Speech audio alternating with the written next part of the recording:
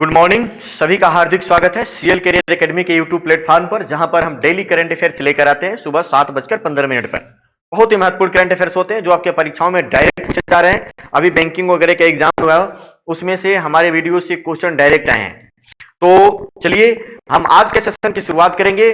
Daily current affairs basis पर शानदार प्रश्नों पर चर्चा करेंगे, लेकिन इसके साथ ही हमारे यूट्यूब पर अगर आप इस चैनल पर नए हैं तो आप इस चैनल को सब्सक्राइब जरूर करिए और साथ ही साथ आप इस बेल आइकन को जरूर दबाइए कि हमारी वीडियो आपको सबसे पहले प्राप्त हो। और हमारे पूरी टीम की वीडियो यूट्यूब पर फ्री है, आप देखिए, प्रैक्टिस करिए। शानदार जो है एक्सपर्ट टीचर्स उसमें पढ़ा रहे हैं। हमारे एकेडमी का ऐप गूगल प्ले स्टोर पे है, आप उसको जरूर डाउनलोड करिए और उसको मात्र 999 रुपए में आपको 1 साल का सब्सक्रिप्शन मिलता है। 1 साल तक विभिन्न एग्जामों की तैयारी कर सकते हैं, उस पर दिया गया है। आप उसको डाउनलोड करिए, देखिए उस पर करंट अफेयर्स, विभिन्न जीके, लाइव क्लासेस सारी मिलती हैं सिर्फ 999 रुपए में 1 साल के लिए। आप उसको डाउनलोड अवश्य करिए। अगर नहीं डाउनलोड, उस पर वीडियो फ्री है, आप देखिए, सोचिए, समझिए और फिर डाउनलोड करिए। सभी एग्जाम, एसएससी के कोई भी एग्जाम हो, HSSC, state SSC, HCS, UPPSC, आपके सारे पड़ोसी राज्यों के तमाम एग्जामों की तैयारी आप कर सकते हैं। चलिए, तो आज का पहला करंट अफेयर्स हम देखते हैं। पंजाब नेशनल बैंक के नए प्रबंध निदेशक और मुख्य कार्यकारी अधिकारी कौन बने हैं? एमडी और सीईओ कौन बने हैं?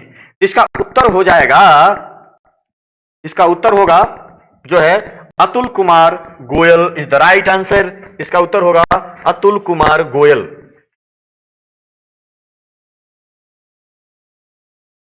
Atul Kumar Goyal is the right answer. Punjab national bank के नए प्रबंध निदेशक और सीईओ बने हैं। अतुल कुमार गोयल मल्लिकार्जुन राव का स्थान लेंगे। किसका स्थान लेंगे? मल्लिकार्जुन राव का स्थान लेंगे। ओरिएंटल बैंक ऑफ कॉमर्स और यूनाइटेड बैंक ऑफ इंडिया का विलय पंजाब नेशनल बैंक में किया गया था। आप याद रखेंगे, बहुत ही महत्वपूर्ण है। ओरिएंटल बैंक ऑफ कॉमर्स और यूनाइटेड बैंक ऑफ इंडिया का विलय पंजाब नेशनल बैंक में किया गया था। पंजाब नेशनल बैंक भारत का पहला पूर्णतः भारतीय बैंक है, पहला भारतीय बैंक है। स्थापना 19 मई 1894 को हुई थी। मुख्यालय पंजाब नेशनल बैंक का नई दिल्ली में है। अध्यक्ष इसके सुनील मेहता हैं। संस्थापक जो इसके लाला लाजपत राय के प्रयासों से और दयाल सिंह मजीठिया के जो है ना प्रयासों से इसकी स्थापना हुई थी। इसका टैग लाइन क्या है? The name you can bank upon, ये इसका टैग लाइन है। दूसरा प्रश्न है, journalist of the year award 2020 किसे मिला है? Journalist of the year award 2020 किसे दिया गया है? ऑप्शन ए सही उत्तर है। Danish Siddiqui is the right answer. इसका दानिश सिद्दीकी बिल्कुल सही जवाब है, आप याद रखेंगे। Danish Siddiqui is the right answer. चलिए देखते हैं। फोटो पत्रकार दानिश सिद्दीकी मुंबई प्रेस क्लब की तरफ से साल 2020 के लिए मरणोपरांत जर्नलिस्ट पुरस्कार से सम्मानित किए गए हैं। देखिए, ऐसा इसलिए होता कि ये अफगानिस्तान में पत्रकारिता के दौरान वहां पर इनकी हत्या कर दी गई। अफगानिस्तान में पत्रकारिता और प्रेस के जो काम करते थे उस समय उनकी जो है हत्या कर दी गई थी। भारत के हैं, इसीलिए इनको मरणोपरांत इस पुरस्कार के लिए चुना गया है। मुंबई प्रेस क्लब के द्वारा यह पुरस्कार दिया जाता है। और ध्यान रखेंगे, प्रेम शंकर झा, जो वरिष्ठ पत्रकार प्रेम शंकर झा हैं, जो 83 वर्ष के हैं, इनको लाइफ टाइम अचीवमेंट अवार्ड से भी सम्मानित किया गया है। कुछ और प्रश्न देखते हैं। भारतीय मूल की महिला पत्रकार को पुलित्जर पुरस्कार 2020 से सम्मानित किया गया है। अंतर्राष्ट्रीय एनी पुरस्कार 2020 से प्रोफेसर CNR राव को सम्मानित किया गया है।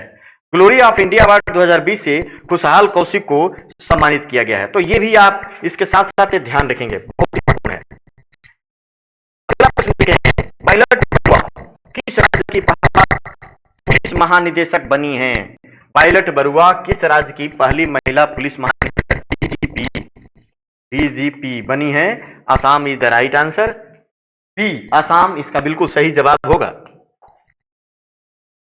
पुलिस सेवा की अधिकारी पायलट बरुआ असम की पहली महिला अधिकारी पुलिस अधिकारी बनी है जिन्हें पुलिस महानिदेशक पद पर प्रोन्नति दी गई है। ऊर्जा दक्षता सेवाओं की मुख्य कार्यकारी अधिकारी कौन बनी है? ऊर्जा दक्षता सेवाओं की मुख्य कार्यकारी अधिकारी कौन बनी है? इसका उत्तर होगा Radhika Jha. Radhika Jha is the right answer. इसका बी बिल्कुल सही जवाब होगा। राधिका झा इसका सही उत्तर होगा।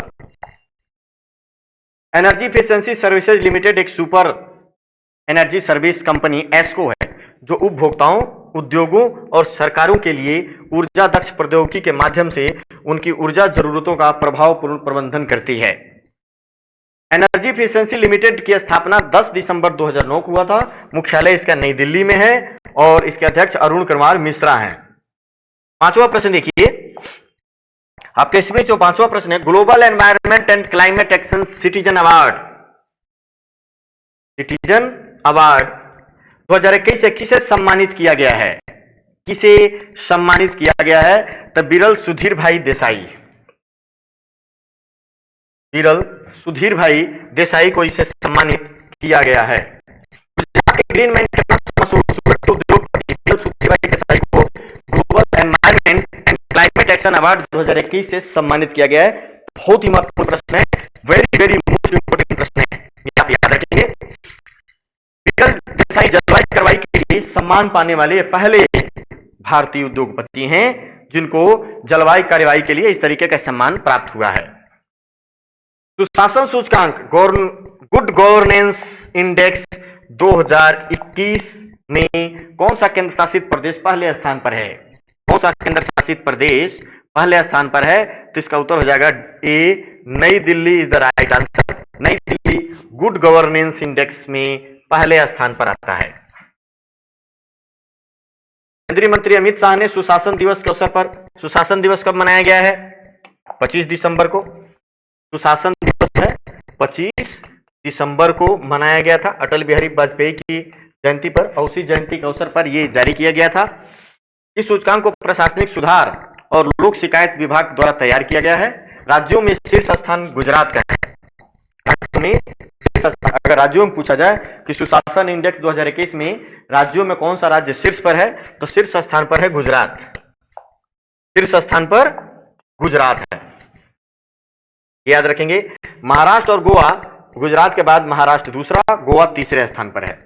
पहाड़ी राज्यों में हिमाचल प्रदेश शीर्ष पर है, इसके बाद मिजोरम और उत्तराखंड आते हैं। सबसे तेजी से तरक्की करने वाले राज्यों में शीर्ष स्थान हरियाणा का है, तो यह भी ध्यान रखेंगे। तेजी से तरक्की करने वाले राज्यों में हरियाणा का शीर्ष स्थान है। चलिए, एक किताब है जिसको पूछा गया है किसने लिखा है। किताब का नाम है Modi gambit, Modi gambit decoding Modi 2.0। एक पुस्तक है, बहुत ही महत्वपूर्ण पुस्तक है। मोदी गैम्बिट डिकोडिंग मोदी 2.0 पुस्तक के लेखक कौन है? लेखक कौन है? इसके लेखक हैं सहदेव यादव। इसके जो लेखक हैं वो हैं Sahdev Yadav. Please the right answer, Sahdev Yadav इसके लेखक हैं।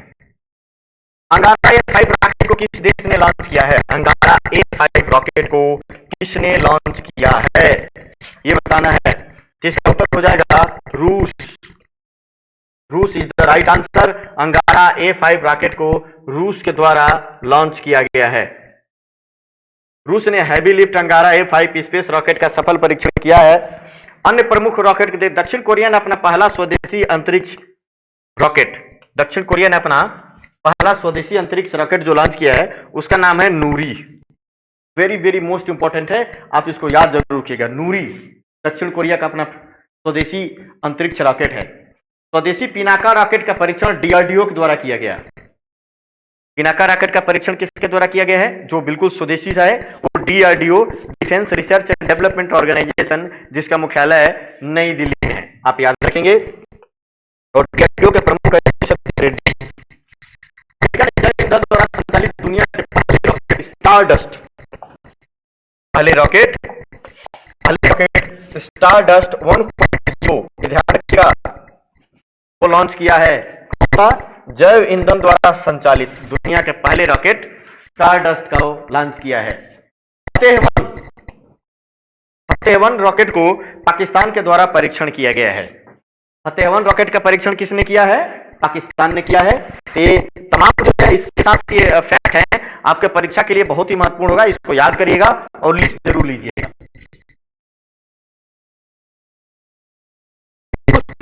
Treatment of animal, peoples for the ethical treatment of animal, PETA India ने इस बॉलीवुड अभिनेत्री को अपना पर्सन ऑफ द ईयर 2021 चुना है, जिसका हो जाएगा दीपिका पादुकोण, सॉरी आलिया भट्ट। आलिया भट्ट को चुना है पेटा इंडिया ने अपना ब्रांड एम्बेसडर, किसे पर्सन ऑफ द ईयर किसे चुना है? आलिया भट्ट को। बॉलीवुड अभिनेत्री आलिया भट्ट को जानवर को अनुकूल फैशन उद्योग का समर्थन करने और इससे संबंधित जानवरों की सुरक्षा से संबंधित कार्यों को करने के लिए इनको वर्ष 2021 का पर्सन ऑफ द ईयर चुना है। पेटा की स्थापना 22 मार्च 1980 को हुआ था, ये याद रखेंगे आप लोग। और अलेक्स पचेको, और इसका मुख्यालय कहां है? नॉर्फॉल्क, वर्जीनिया, अमेरिका। इसका मुख्यालय आप ध्यान रखेंगे। पेटा के बारे में थोड़ा जान लीजिए। पेटा क्या है? People of ethical treatment of animal. ये जानवरों के अधिकारों से संबंधित लोगों को जागरूक किए कि उनके जानवरों के अधिकारों के संरक्षण के लिए पेटा कार्य करती है। दुनिया लेवल पर भी और रीजनल लेवल पर भी और देश लेवल पर भी ये पूरा कार्य करती है पेटा। राष्ट्रीय पैरा बैडमिंटन चैंपियनशिप 2021 का आयोजन कहां हुआ है? Very very most important. इसका आयोजन हुआ है उड़ीसा के भुवनेश्वर में। उड़ीसा के भुवनेश्वर में इसका आयोजन किया गया है। अब ध्यान रखेंगे कौन सा है क्वेश्चन? राष्ट्रीय पैरा बैडमिंटन चैंपियनशिप। राष्ट्रीय पैरा बैडमिंटन चैंपियनशिप 2021 का आयोजन उड़ीसा के भुवनेश्वर में किया गया और इसमें जो है देखिए हरियाणा के नीतीश कुमार ने 2 स्वर्ण पदक जीते हैं।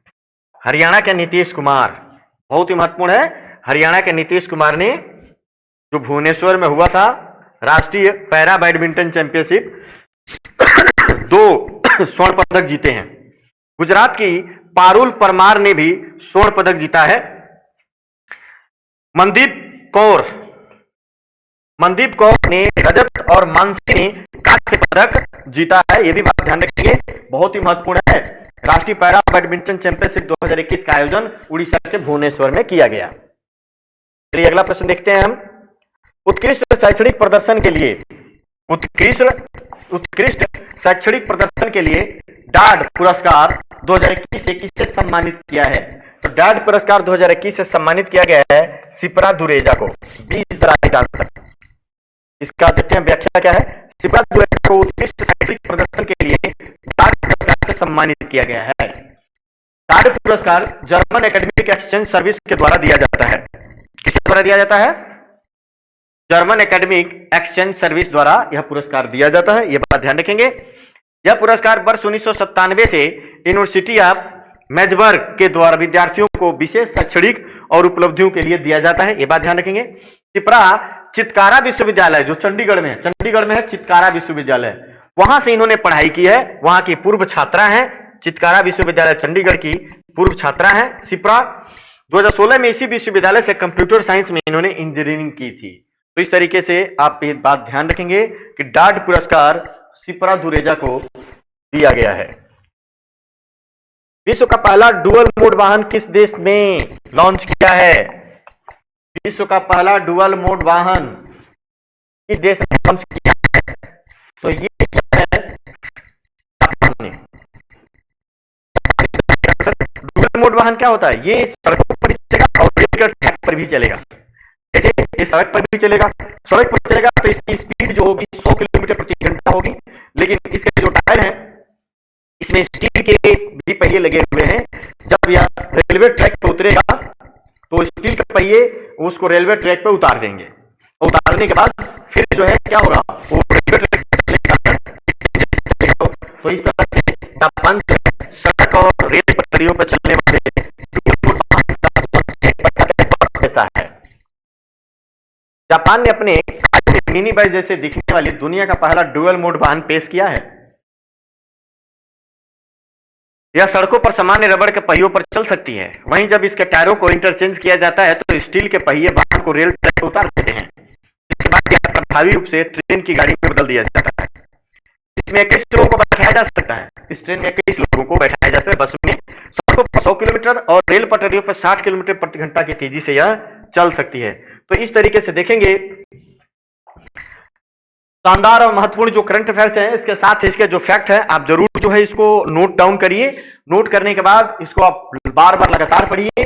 हमारी पूरी कोशिश है कि आपके ये लगातार आप वीडियो देखेंगे तो आपको कोई भी करंट अफेयर्स मिस नहीं होगा। आपके परीक्षाओं में लगभग यहां से करंट अफेयर्स आ जाएंगे। प्रतिदिन सुबह जो है 7:15 पर आपको शानदार करंट अफेयर्स मिलेंगे। आप डेली बेसिस पे देखिए और इसको लिखिए। चलिए कल फिर मिलते हैं अगले करंट अफेयर्स के साथ। तब तक के लिए जय हिंद, जय भारत।